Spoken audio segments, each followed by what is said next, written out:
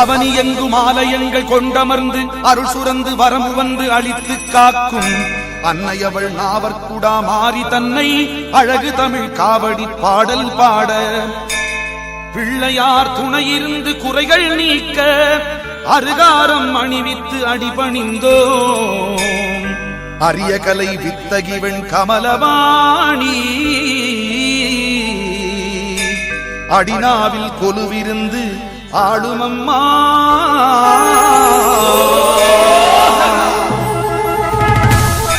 ஆதிசிவன் அங்கமதில் பாதியாகி ஆணுக்கு பெண் சமன் என்ற நீதி காட்டும் ஆயனின் சோதரியே உமையே உன்னை அனுதினமும் அகமதிலே அபிஷேகித்து ஆரத்தி எடுத்து நைவேத்தியம் வைப்போம் ஆயிழையே வினையகற்றி காரும் அம்மா நாவற்குடா நாவல் மர நிழலில் வாழும் காட்டுமாறி உன் பாதம் துதிப்போம் அம்மா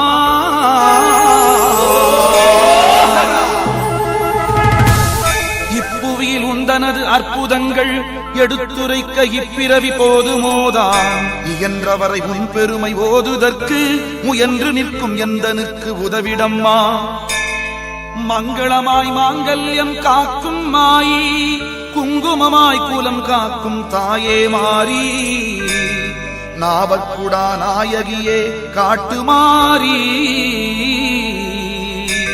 ஓட்டியே வினையை அருள் காட்டும் அம்மா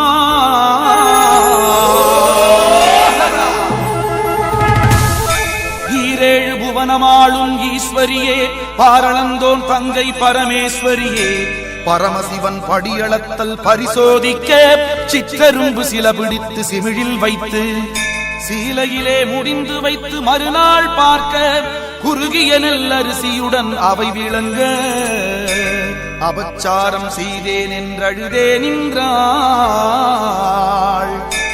அருள் பரவும் நாவற்குடா மாரியம்மா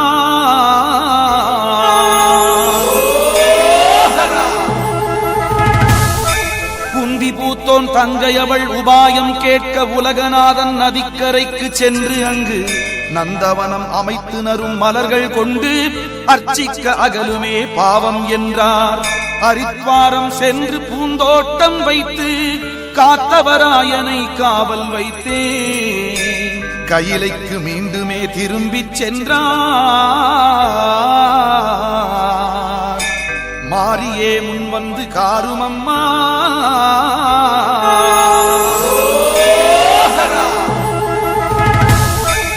ஊழியம் செய்து காத்தான் வந்த காலை உருமலர்கள் உலத்தல் கண்டு மதிமயங்கி புளியமர பொந்தில் அவன் மறைந்திருந்து கண்ணுற்ற வேளை 7 கன்னி வந்தார் கூடைகளில் மலர் நிறைத்து கொழுவி விட்டு ஆடை களைந்தாற்றில் நீராடும் போது இளைய கன்னி எழில் மிகுதி கண்டு கொண்டே அவளாடை எடுத்தொழித்து வைத்தான் அம்மா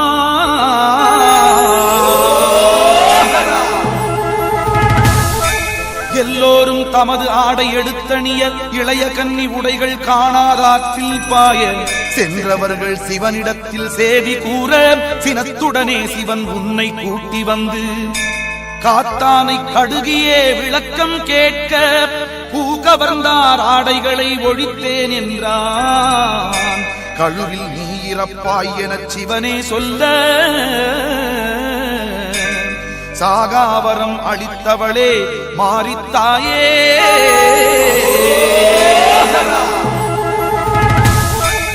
ஏந்திளையே எதிர்ச்சாபம் ஈன்றதுந்தன் இருமாப்பு என்று சிவன் சினந்து சொல்லி பூமியிலே போய் பிறந்து இன்னலுற்று தவமியற்றியனை வந்து அடையுமென்றார் பூங்காவனத்தாயே நீ துவாரகைக்கு வந்து விட்டால் பூப்பாரம் குறையும் என்றார் தவம் செய்து குறைகளையே களைவேன் என்றாய்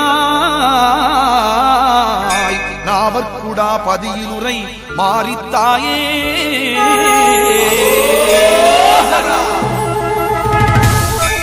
ஐந்து முகன் தேவியே மாந்தாதா சென்று தவநிலையில் தவம் புரியும் போது அங்கு அபேத்திய வர்மராசன் மனைவியோடு மகப்பேறு வேண்டும் என்றே தவம் இருக்க கருணை கொண்டு பெண் குழந்தை ஆகி அன்று ஆற்றங்கரை புர்த்தரையில் கிடந்தே அழுதாய். அழுகுரல் கேட்ட மன்னன் அகம் மகிழ்ந்து அணைத்தெடுத்து மனைவியிடம் கொடுத்தார் அம்மா.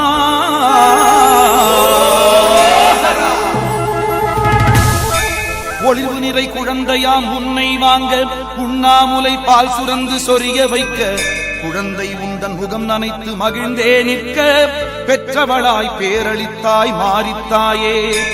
பிள்ளையாய் அரண்மனையில் வளர்ந்து வந்து ரேணுகாயன நாமம் பெற்று அங்கே ரத்தின தொட்டிலே தவழ்ந்தாய் அம்மா. எழிலோடு பொலிவுற்ற மாறித்தாயே.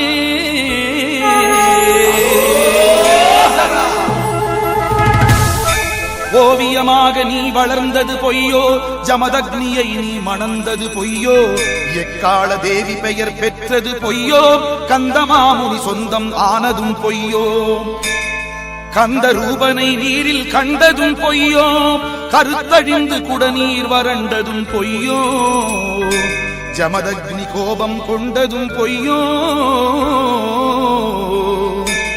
ஐயுற்று சிரசு கொய்ய சொன்னதும் பொய்யோ.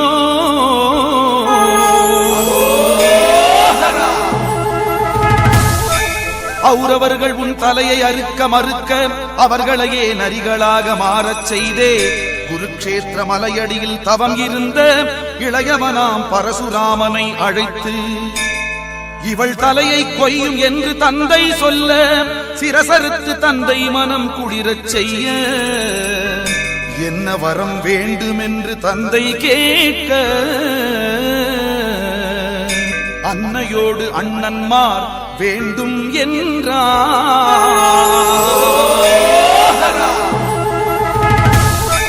தந்தையும் கருணையுடன் வரமளிக்க பாந்தமுடன் சோதரர்கள் மீண்டெழுந்தார்.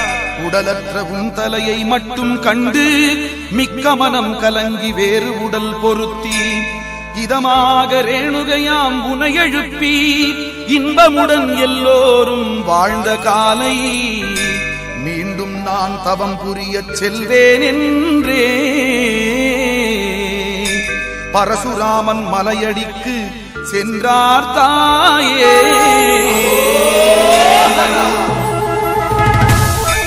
காத்தானும் கடிபடையை நகர்த்திக் கொண்டு 7-8 பிரதேசம் வென்று வந்து கந்தமா முனிவனத்தை வந்தடைந்து பசி தீர்க்க வேண்டுமென்று வேண்டி நிற்க தவ வலிவால் இந்திரனை வேண்டி அந்த காமதேனு பசுவையும் வரவழைத்தே வேண்டிய பல் சுவையுடனே உணவளித்தான்.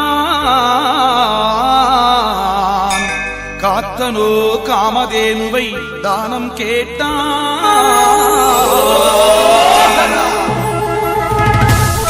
நன்றியுடன் காமதேனு பசுவதனை இந்திரனிடம் ஒப்படைக்க வேண்டுமென்று கனிவுடனே மாமுனியும் பணிந்து கூற காத்தானும் அரக்கனாகி அடம் பிடித்தான்.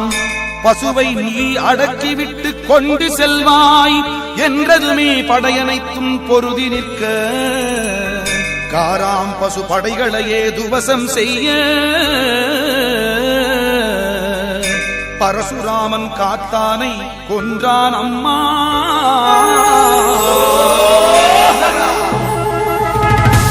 கீனமதி காத்தானின் மக்கள் வந்து ஈனமதாய் இருளினிலே மறைந்து சென்று கந்தமாமுனி தலையை வெட்டிச் செல்ல பாந்தமுடன் உன் பதிமேல் விழுந்து நீயும் 37 முறை அகத்தில் அரைந்தழுது மூட்டிய கனலில் உடன்கட்டை ஏற உந்தன் உடல் வேகாது தணிந்து போக உடைகள் மட்டும் தீயாலே எரிந்ததம்மா.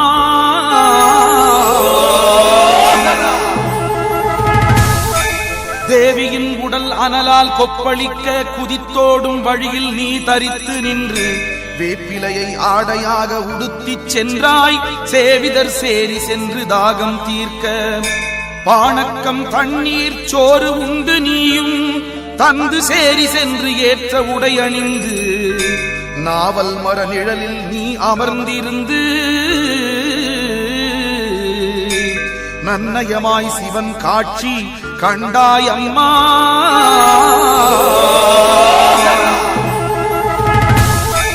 பரமனிடம் தான் பட்ட கொடுமை கூற பார்வதியை தவம் இயற்றச் சொன்னதாலே 60 அடி அக்கினி தம்பம் அமைத்து ஒரு காலின் பெருவிரலை ஊன்றி நின்று காஞ்சியிலே பெரும் தவத்தை செய்தாய் தேவி.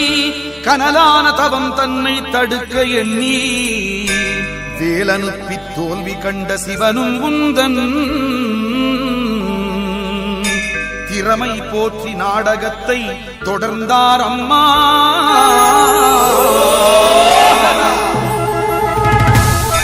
கெட்டலைந்த கிழவன் போல் சிவனுமாகி கிட்ட வந்து புலித்தோல் மேல் அமர்ந்திருக்க கட்டழகி தவநிலையை விட்டிறங்கி பன்னீரும் புஷ்பங்களும் கொண்டு சென்று பாதத்தை கழுவியே பணிந்து நிற்க 16 ஆண்டுகளே தவம் இருந்தாய் என்று சிவன் கேட்டதுமே பணிந்து சொன்னாய்.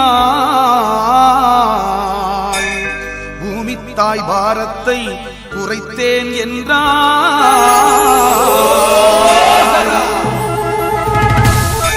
கேட்டவரம் உந்தனுக்கு நான் அளிப்பேன், கேண்மையுடனே உனது நெற்றிக் கண்ணை தன்னுடைய நெற்றியிலே அமைக்கச் சொல்ல கேட்டபடி நீ பதிக்கச் சிவனும் அன்றே முக்கண்ணர் ஆகியே முறுவல் பூக்க அக்கணமே அரண் அவனை பார்த்தே நீயும் 18 முத்துகளை பரிந்து கேட்க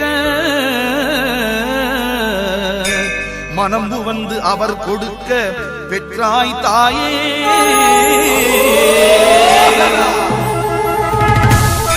கையுடனே பெற்ற முத்தை பரிசோதிக்க கனக முத்தை சிவனார்க்கே எரிந்து பார்க்க வியாதியுற்று வேதனையால் துடிதுடித்து தயவு காட்ட தற்பரனும் உன்னை வேண்ட முத்தெறிந்த அக்னியை இறக்கி வைக்க பத்தினியே பரமனவன் உன்னை பார்த்து பாலரோடு முதியோர்க்கும் பக்தருக்கும் இந்த முத்தை எரியாதே என்றார் தாயே. கொடியவர்கள் பொல்லாத சண்டாளர்க்கும் கொடுங்கோன்மை புரிகின்ற கேடருக்கும் அவனிதனில் இந்த முத்தை நீ எறிந்து அழித்து விடு அகந்தைதனை என்று கூற பொற்கரகம் சிலம்போடு பிரம்பும் நீரும் திருவேப்பம் குழையோடு உடுக்கும் பெற்று அசுரனையே வதைத்து மண்பாரம் தீர்த்தாய். நாவற்குடா மாறியே நல்வரம் நீ தருவாயம்மா.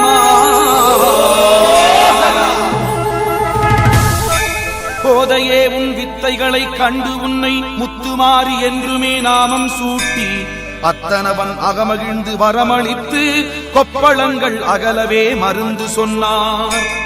மாரித்தாய் அவளுக்கு உடையான வேப்பிலையும் தாகம் தணிவித்த பாணக்கமும் மாரியம்மன் தாராட்டும் மருந்தே என்றார். தற்பரனே செப்பிவிட்டு மறைந்தார் தாயே.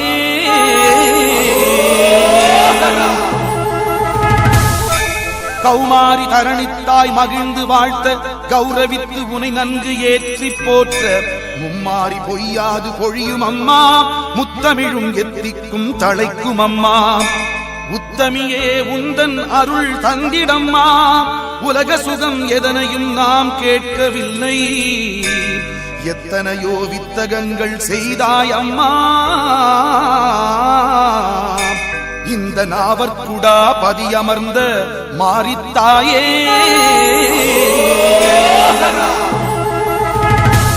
பூதலத்தோர் உனை போற்றி துதித்தே தாயே பொற்கரகமாடி பொற்பாதம் காண்பார். எண்ணற்ற திருநாமம் தாங்கி எம்மை வாழ வைக்க பண்ணாத விளையாட்டுண்டோ. காமாட்சி மீனாட்சி விசாலாட்சியாய் கருமாரி கண்ணகித்தாய் பேச்சு என்றும் கிழக்கீழ தமிழகத்தில் பரவி நின்றாய். நீத நீதானே நாவற்குடா மாரியம்மா.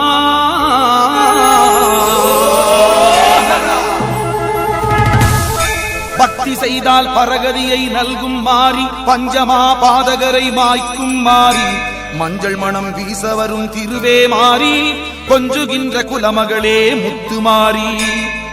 இதய மலர்த்திரி எடுத்து கண்ணீர் தன்னை எண்ணெயாக்கி திருவிளக்கை ஏற்றினோமே.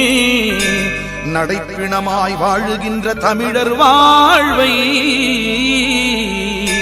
ஒளியேற்றி வாழ வைக்க வருவாய் அம்மா.